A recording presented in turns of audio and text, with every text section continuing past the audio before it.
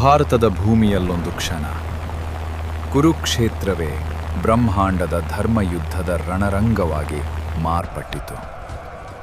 18 ಅಕ್ಷೌಹಿಣಿಗಳ ಘರ್ಜನೆ, ಧ್ವಜಗಳು ಗಾಳಿಯಲ್ಲಿ ಲಲಾಟದ ಅಹಂಕಾರ ಹೊತ್ತು ಹಾರುತ್ತಿದ್ದವು. ಈ ಯುದ್ಧದಲ್ಲಿ ಜಯ ಒಂದೇ ಗುರಿಯಲ್ಲ, ಧರ್ಮ ಉಳಿಯಬೇಕೋ ಅಧರ್ಮ ಆಳಬೇಕೋ ಎಂಬ ನಿರ್ಣಯ ನಡೆಯಬೇಕಿತ್ತು. ಯುದ್ಧಕ್ಕೆ ಮುನ್ನ ಸೇನಾಧಿಪತಿಗಳ ಸಭೆ ಕೂಡಿ ಬಂತು. ಭೀಷ್ಮ ಪಿತಾಮಹರು ಶಸ್ತ್ರಧರ್ಮವನ್ನು ವಿವರಿಸಿದರು. ಸಾರಥಿಗಳನ್ನು ಹೊಡೆಯಬೇಡಿರಿ, ವೈದ್ಯರನ್ನು ಮುಟ್ಟಬೇಡಿರಿ, ಶರಣಾದವನಿಗೆ ಕ್ಷಮೆ ನೀಡಿರಿ, ರಾತ್ರಿಯಲ್ಲಿ ಯುದ್ಧವಿಲ್ಲ. ಇಂತಹ ನಿಯಮಗಳು ಆ ಕಾಲದ ಧರ್ಮ ಸಂಹಿತೆ. ಆಗ ಎಲ್ಲರ ದೃಷ್ಟಿ ಕೃಷ್ಣನ ಮೇಲೆ ಬಿತ್ತು. ಆದರೆ ಕೃಷ್ಣನು ಮೃದುವಾಗಿ ನಗುತ್ತಾ, ನಾನು ಕೇವಲ ಸಾರಥಿ, ಶಸ್ತ್ರ ಹಿಡಿಯುವುದಿಲ್ಲ, ನೀತಿ ರೂಪಿಸಬೇಕಾದವರು ನೀವೇ ಎಂದು ಹೊಣೆ ತಳ್ಳಿಬಿಡುತ್ತಾನೆ. ಆ ಮಾತಿನಲ್ಲೇ ಅವನ ಕುಟಿಲತೆಯ ಮಿಂಚಿತ್ತು. ಆಗ ಹೇಳುತ್ತಾನೆ ಶಿಖಂಡಿ, ಪಿತಾಮಹ, ನನ್ನಲ್ಲಿ ನಿಮ್ಮ ಮೇಲಿನ ಪುರಾತನ ದ್ವೇಷ ಇನ್ನೂ ಬದುಕಿದೆ. ನಿಮ್ಮೊಡನೆ ಯುದ್ಧಕ್ಕಿಳಿಯಬಹುದೇ ಎಂದು ಗಂಭೀರವಾಗಿ ಕೇಳುತ್ತಾನೆ. ಕೃಷ್ಣನು ಚಿತ್ತ ಚಲಿಸಲಿಲ್ಲ.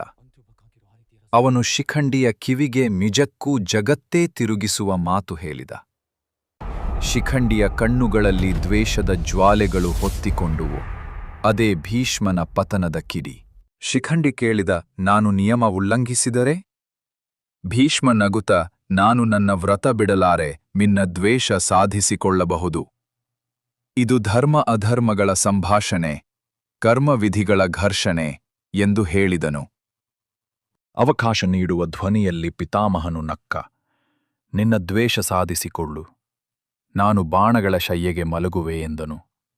ಆ ನಗು ಅಂತ್ಯದನ ನಗು. ಕಿರಣದಂತೆ ಕಂಗೊಳಿಸುತ್ತಾ, ಅರ್ಧಚಂದ್ರನ ಸಮಾನವಾಗಿ ಹೊಳೆಯುತ್ತಾ ಅಭಿಮನ್ಯು ಚಕ್ರವ್ಯೂಹದೊಳಗೆ ನುಗ್ಗಿದನು. ಯೌವನವೇ ಧೈರ್ಯದ ರೂಪ ತಳೆದ ಕ್ಷಣ. ಅರ್ಜುನನ ಕಣ್ಣು ಕಣ್ಣೀರಿನಿಂದ ತುಂಬಿದವು.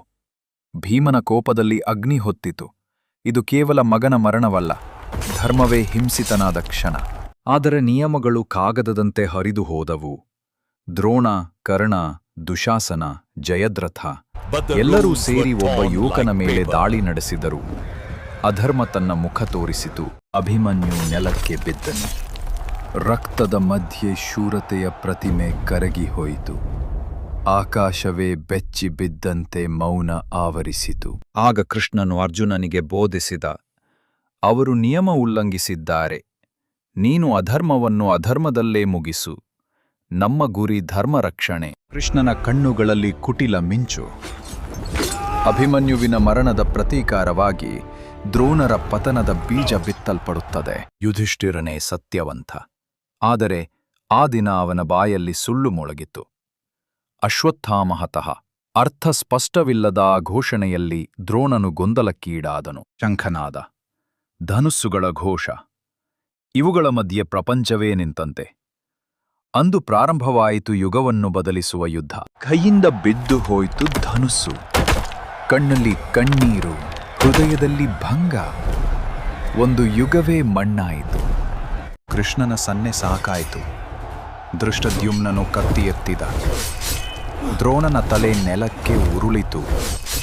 ಅಧರ್ಮವನ್ನು ಅಧರ್ಮವೇ ಮುಗಿಸಿತು. ಶಿಖಂಡಿಗೆ ಮುಂಚೆ ಅರ್ಜುನ ಬಾಣಮಳೆ ಸುರಿಸಿದ. ಭೀಷ್ಮ ಬಾಣಶಯ್ಯೆಯ ಮೇಲೆ ಮಲಗಿದರು. ಅವನ ಪತನವೇ ಧರ್ಮ ಉಳಿಯುವ ಮಾರ್ಗವಾಯಿತು. ಬಾಣಶಯ್ಯೆಯೇ ವೇದಪೀಠವಾಯಿತು. ಪಿತಾಮಹನು ಧರ್ಮದ ಮರ್ಮವನ್ನು ಪಾಂಡವರಿಗೆ ಬೋಧಿಸಿದನು. ಅವನ ರಕ್ತವೇ ಧರ್ಮಗ್ರಂಥ. ಸೂರ್ಯ ಅಸ್ತಮಿಸುತ್ತಿದ್ದ. ಆದರೆ ಕೃಷ್ಣನು ಮಿಥ್ಯಾಭಾಸ ತೋರಿಸಿದ. ಅರ್ಜುನ ಬಾಣ ಹಾರಿಸಿದ. ಜಯದ್ರಥನ ಶಿರಃ ಪತನವಾಯಿತು. ಕರ್ಣ ಅರ್ಜುನ ರೀತಿ ದ್ವಂದ್ವ. ಸೂರ್ಯ ಚಂದ್ರರ ಘರ್ಷಣೆಯಂತೆ ಭೂಮಿಯೇ ನಡುಗಿತು.